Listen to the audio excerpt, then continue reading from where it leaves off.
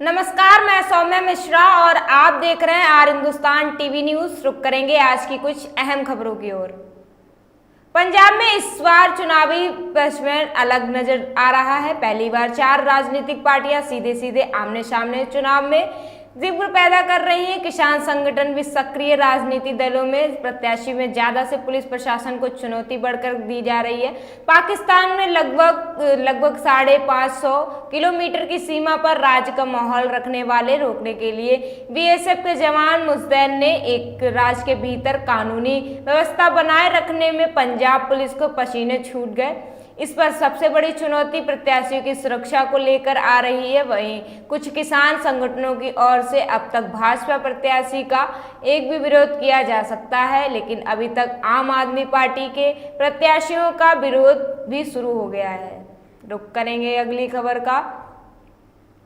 अमेठी में लोकसभा चुनाव में बाबाचंद की नगरी में इंडिया गठबंधन की शुक्रवार को जनसभा होगी। कांग्रेस नेता राहुल गांधी और समाजवादी पार्टी के राष्ट्रीय अध्यक्ष अखिलेश यादव के साथ जनसभा संबोधित करेंगे। बताया जा रहा है कि अखिलेश यादव कल के आदमी महाकुंभ की नगरी बाबानंद धाम पहुंचकर दर्शन कर सकते हैं। इसके बाद गांधी परिवार के स्वर्गीय राजीव गांधी और समाजवादी पार्टी के मुखिया स्वर्गीय श्री मुलायम सिंह इसी धाम में पहुंचकर माथा टेककर अमेठी में चुनाव प्रचार शुरू करते थे। इसके बाद राहुल गांधी और अखिलेश यादव इसकी राह पर चलते दिखाई देंगे। एक बार मंच पर राहुल गांधी और अखिलेश यादव शुक्रवार को अखिलेश यादव और राहुल गांधी अपने एक दिवसीय दौरे के साथ अमेठी जाएंगे।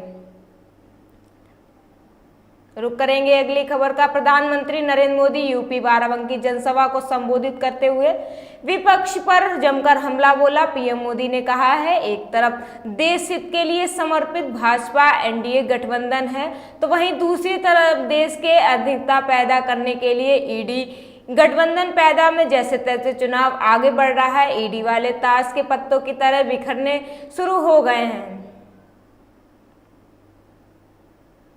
रुक करेंगे अगली खबर का। दिल्ली में आम चुनाव होने के बाद 8 दिन का समय शेष है। वहीं हर पार्टी में चुनाव प्रचार अपना सारा दम लगा रही है। हर पार्टी प्रचार प्रसार कर रही है। सामने वाला एक गलती करे तो उसे होशियार के तौर पे इस्तेमाल कर दिया जाएगा। इस पे भाजपा के साथ में स्वाति माहिवाल का मुद्दा बन गया है। वहीं आम आदमी पार्टी के हाथ में पीएम मोदी के इंटरव्यू का अंश हाथ लगा है, जिसमें केजरीवाल भुनाने की कोशिश कर रहे हैं। शुक्रवार को दिल्ली के सीएम अरविंद केजरीवाल ने एक बार एक्सपोर्ट में पीएम मोदी के आरोप लगाया है कि वे दिल्ली में महिलाओं को मिल रहा मुफ्त बस सेवा के लिए खत्म करना चाहते हैं।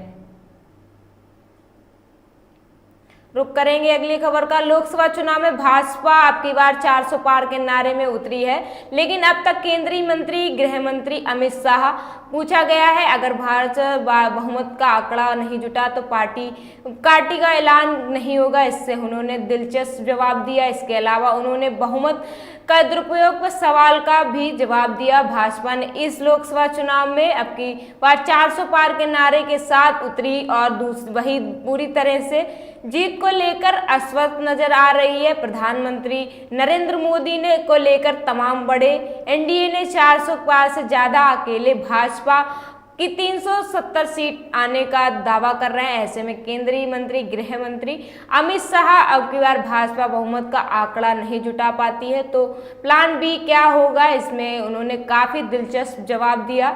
अमित शाह ने हाल ही में एक समाचार एजेंसी एनआई को इंटरव्यू दिया है। इंटरव्यू में उनसे पूछा गया, क्या आप बीजेपी के पास बहुमत के आंकड़े तक नहीं पहुंचने की स्थिति का प्लान बी है?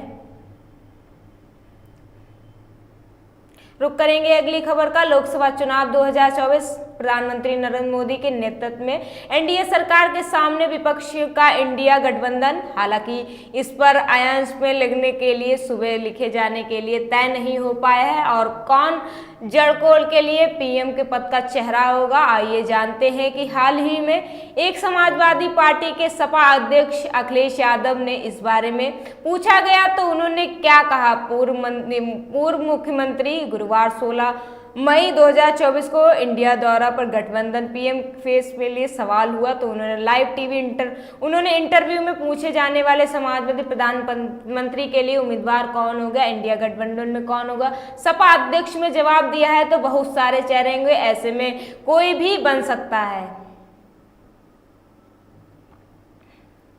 रुक करेंगे अगली खबर का। जुमई में इंद्रेणी थाना में चाकई घेरमेमार में बसुड़िया स्थित थाना कृष्ण ढाबा के समीप पहले 430 में हुआ दर्दनाक सड़क हादसा, 2 छोटे बच्चे समेत 3 की मौत हो गई जबकि आधा दर्जन लोग घायल हो गए। घायलों का चाकई से घेरकर अस्पताल इलाज चल रहा है। गाड़ी के टकराने के बाद वह चीख पुकार मच गई, जिसके बाद मामले की सूचना पुलिस को दी गई और स्थानीय लोगों ने सहयोग करके कार में फंसे घायलों को बाहर निकाला। इसमें एक बच्चे की मौके पर ही मौत हो गई जबकि एक बच्चे और एक महिला की देवघर सदर अस्पताल में इलाज के दौरान मौत हो गई। मृतक के पहचान आरा जिला के चरपोड़ी थाना क्षेत्र अंतर्गत नवादा गांव में नरेंद्र कुमार, 5 वर्षीय पुत्र अभिनंदन कुमार और पुत्री नंदिनी कुमारी के रूप में हुई। घटना के बाद घटनास्थल घायलों को चीख पुकार से कोहराम मच गया।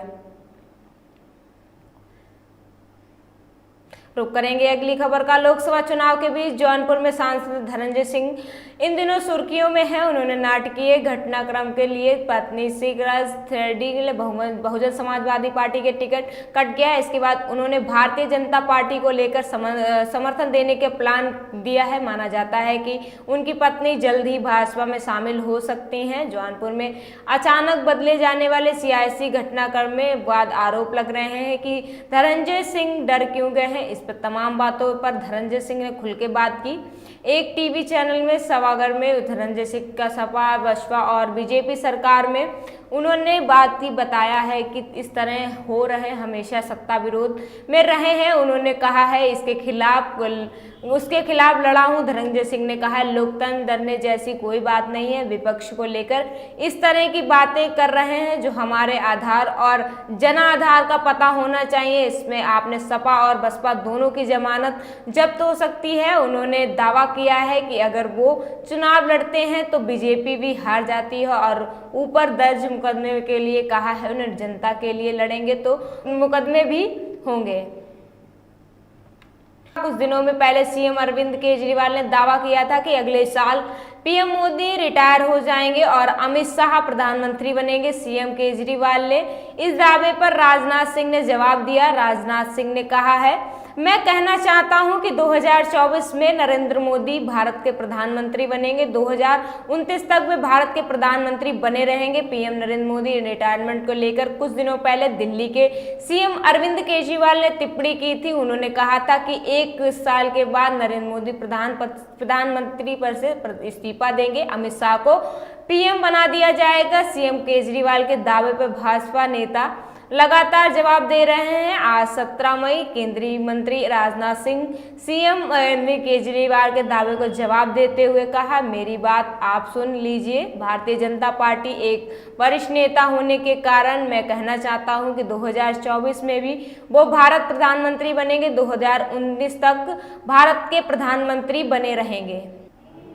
रुक करेंगे अगली खबर का। सेना की भर्ती अग्निवीर योजना के खिलाफ कांग्रेस और राहुल गांधी के रुख को लेकर भाजपा के चुनाव में आयोग में शिकायत की गई। बाद में पार्टी के इस मुद्दे को हटने की नजर तैयार दिखती है। आयोग में की गई शिकायतों को अगले ही दिन कांग्रेस अध्यक्ष मल्लिकार्जुन खड़गे इसका ऐलान किया गया।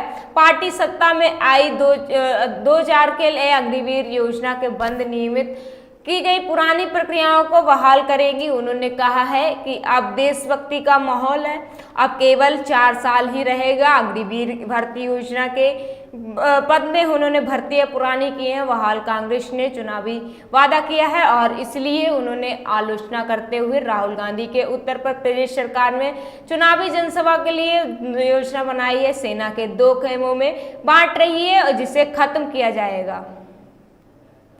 इन खबरों में फिलहाल के लिए इतना ही। बाकी देश दुनिया की तमाम बड़ी खबरें देखने के लिए बने रहिए आर हिंदुस्तान टीवी न्यूज के साथ। तब तक के लिए नमस्कार।